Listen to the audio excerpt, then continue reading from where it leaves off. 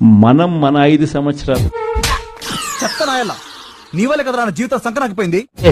ఎక్కడా కూడా తప్పు చేయాల. దరిద్రుడా, ఒక్క మాట మంచిది రాదు నోట్లోంచి. అది నోరే డ్రైనేజారా అంటే? ప్రజలకు చెప్పిన ప్రతి మాట నెరవేర్చడం. స్వామి వివేకానంద కళ్ళ కనమన్నాడు కానీ కథలు జగమనలేదు.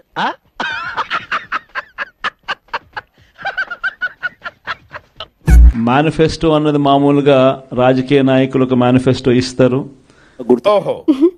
ఇప్పుడు అలా కూడా రాస్తున్నారు అన్నమాట. ఎన్నికలు అయిపోయిన తర్వాత దాన్ని చెత్తబుట్టలో వేసే పరిస్థితి నుంచి జనరల్ గా చెప్పాను రా, నేను సీరియస్ గా తీసుకున్నాను. మేనిఫెస్టో అన్నది ఒక డెఫినేషన్ ఇచ్చి ఎవడి గురించైనా కనుక్కునే కొద్దీ ఒక క్లారిటీ వస్తుంది, కానీ వీడి గురించి కనుక్కుంటే కన్ఫ్యూజన్. మేనిఫెస్టో అన్నది నిజంగా ఒక బైబిల్ అని, ఒక ఖురాన్ అని, ఒక భగవద్గీత అని ఒక డెఫినేషన్ దానికి ఇచ్చి అంత మాట ఆపుకోలేకపోతున్నాను రా. సగటు భారతీయుడుగా నా సనాతన ధర్మాన్ని, ఆ హైందవ సనాతన ధర్మాన్ని ఆరాధిస్తాను. ఆ విషయం మాకు తెలుసులే.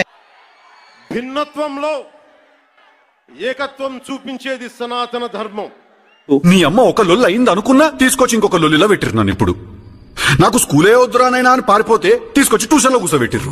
మత ధర్మాలని గౌరవించేది సనాతన ధర్మం. మా గెటబుల్ చూసి మీరు అపార్థం చేసుకుంటున్నారు. మాకంత పొజిషన్ లేదండి బాబు. మొట్టమొదటి రోజు నుంచి కూడా కారణాలు చెప్పకుండా, కారణాలు వెతుక్కోకుండా. మళ్ళీ నన్ను అడిగి నన్ను కన్ఫ్యూజ్ చేయకండి సార్. ఒక్క విషయం చెప్తాను సార్, వాడి పని చేసుకోవడం కోసం ఎన్ని రంగులు మార్చడానికైనా వాడు సిద్ధం. కారణాలు చెప్పాల్సి వస్తే గన మన ప్రభుత్వంలో మనకున్న కష్టాలు బహుశా ఎక్కడా ఎప్పుడు చూసిండం. టార్చర్ అయిపోయిందనా నీతో నెల నుంచి. ఎప్పుడు చూడని కోవిడ్ లాంటి సమస్యలు కూడా ఎదుర్కొన్నాం. అది కూడా 2 ఏళ్ళు లేదు.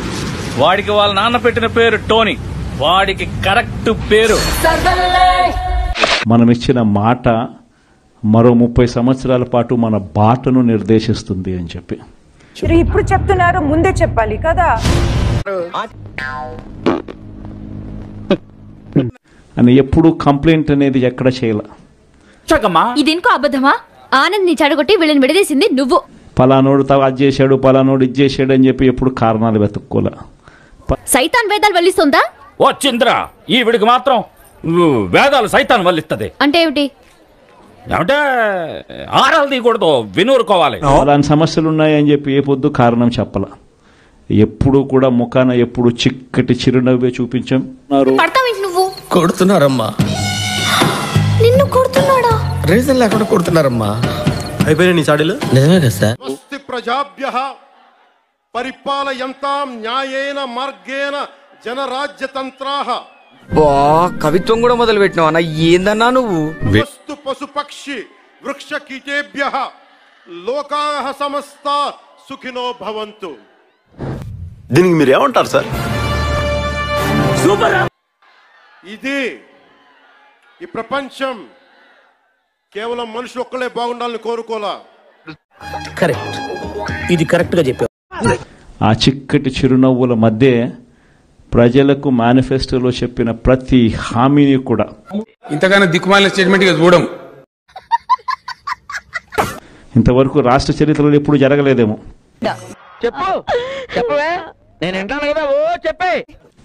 బడ్జెట్ కన్నా ముందే బడ్జెట్ ప్రవేశపెట్టేటప్పుడే ఒక క్యాలెండర్ రిలీజ్ చేసి ఓ పెయిడ్ ఆర్టిస్ట్ లాగా ఎందుకు ఈ రోజు మాట్లాడుతున్నారు? ఆ క్యాలెండర్లో ఇదిగో ఈ నెల ఈ పథకం ఇస్తాం, ఇదిగో ఈ నెల ఈ పథకం ఇస్తాం, ఇదిగో ఈ నెల ఈ పథకం ఇస్తామని చెప్పి పథకాలన్నీ సంవత్సరం పొడుగునా ఏ పథకం ఏ నెలలో ఇస్తామని చెప్పి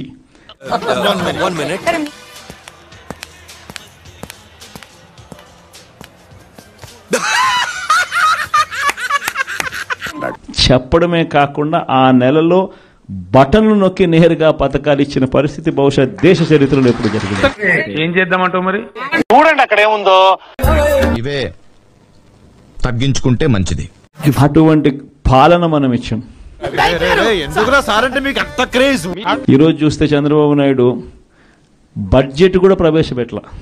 గుడి దగ్గర చెవులో పువ్వులు పెట్టుకుని చాలా మంది ఉంటారు, వాళ్ళకి చెప్పుగా. మొట్టమొదటిసారి చూస్తా ఉన్నాం రాష్ట్రంలో అలాంటి మాట నీకు సెట్ అవ్వవు. తొలిసారిగా ఎప్పుడు దేశ చరిత్రలో జరగల. నువ్వు అట్లే జీవితం అంతా అరుస్తూనే ఉంటావు.